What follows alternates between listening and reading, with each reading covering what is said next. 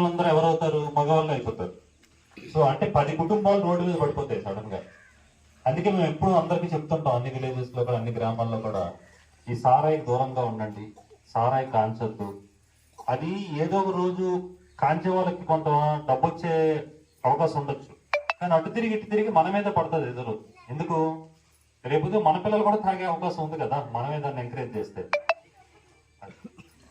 So ఈ ముందు constable post కి సంబంధించి ఏంటంటే, ఒక పంచాయతీలోనే 3 వచ్చారు అని అంటే ఈ పంచాయతీలో డెవలప్ అయ్యే గుణం ఉంది.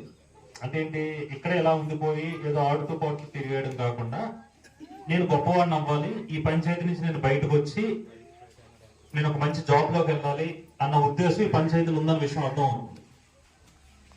అయితే మీరు మిగతా యువత ఎవరైతే ఉన్నారో వాళ్ళు ఇంకెక్కడికో వెళ్ళక్కర్లేదు ఏం చేయాలో తెలుసుకోవడానికి. మీ ఊర్లో ఆల్రెడీ సెలెక్ట్ అయిన కుర్ర వాళ్ళ దగ్గరికి వెళ్ళి ఎలా చదువుకోవాలి, ఫిజికల్ గా ఎలా ప్రిపేర్ అవ్వాలి ఏంటి అని అడిగితే వాళ్ళే గైడ్ చేస్తారు మిమ్మల్ని, మిగతా యూత్ ఎవరైతే ఉన్నారో వాళ్ళు.